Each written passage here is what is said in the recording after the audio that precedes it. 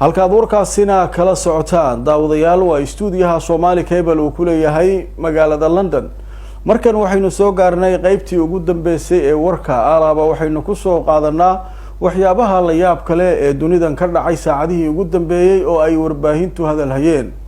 muddo 2 bilood iyo bar ku dhow waxaa xirnaa masjidka nabiga calayhi salaatu wasalaam ee magaalada Madiina al-Munawwara marka laga reebo shakhsiyaad yar oo ka shaqeeya masaajidka oo ku tukan jiray balse dadkii masaajidka ee deganaa magaalada Madiina ayaan loo ogolayn inay ku tukadaan waqtigaasi cudurka coronavirus oo xilliga farabaan ku hayay boqortooyada Saudi Arabia awgeed. haddaba imika ayaa masaajidka dawladdu waxay amartay in dib loo furo isagoo tacliimaad ama warbixino la siinayo dadka ku tukanaya masaajidka. salaadii fajr ayaa si rasmi ah masaajidka loo furay waxaana masaajidka dadka galayay lagu amray dhamaantood in ay xirtaan sanka marada lagu xirto si looga hortago in cudurka oo cabsi laga qabo wali uu ku sii fido gudaha masaajidka. hase ahaatee dadka masaajidka nasiibka u yeeshay 2 bilood iyo bar inay ku tukadaan ayaa waxaa la sheegay badankood inay ahaayeen dadka degan magaalada Madiina kuwaas oo isugu jira dadka u dhashay Sacuudiga iyo dadka ajnabiga ah ee ku nool magaalada barakaysan ee Madiina al-Munawwara. haddaba wariyeyaasha ayaa xilligaasi salaada subax waxa ay tageen masaajidka si warbixin markaasi ay uga soo diyaariyaan. qaar ka mid ah warbaahinta ayaa waxa ay wareysiyo ka qaadeen dadka masaajidka galayay iyo markii ay ka soo baxeen.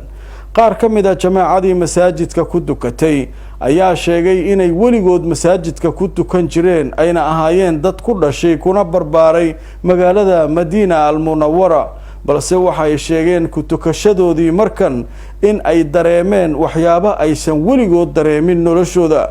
waxa uu sheegay mid ka mid ah odayaasha magaalada Madiina al-Munawwara oo daadiisu ay ahayd 70 jir ayaa sheegay inuusan weligii masaajidka isagoo ku tukanaya dareemin farxadii uu dareemay subaxaasi isagoo sheegay inay ka mid tahay waxyaabaha uu Ilaahay ugu talagalay in dadka dib ay ugu soo laabtaan goobaha barakaysan ee masjidka. sidoo kale qaar kale oo ka mid ah dadkii ku tukaday masaajidka ayaa waxa ay sheegeen markii masaajidka ay ka soo baxeen inay dareemayeen nolosha inta ay noolaayeen farxad aad u ballaaran oo aanay garanayn sida ay ku timid balse waxay sheegeen in masaajidka ay ka mid tahay mucjisooyinka ay kala soo kulmeen 2 bilood iyo bar markii dawladda Sacuudiga ay ka mamnuucday dadkaasi inay masaajidka ku cibaadaystaan iyo waliba inay ku tukadaan bishii Ramadaan ee la soo dhaafay salaadihii caadiga ahaa iyo waliba salaadii taraawiixda iyo tahajjudka. نعم سهام، في الحقيقة لحظات تاريخية تعيشها المدينة المنورة وتحديدا الحرم المدني الشريف حيث نشاهد عدد من الطوابير التي تذهب إلى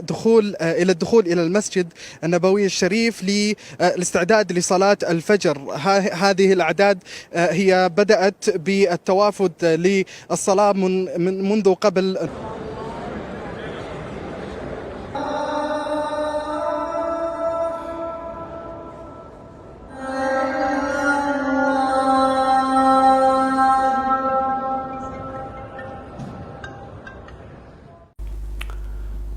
waatahay daawadayaal warkii oo aad kala socoteen stuudiyaha Somali Cable oo ku leeyahay magaalada London waa nageynta anigoo Cabduqaadir Nadaara ayaa idin la socodsiinayay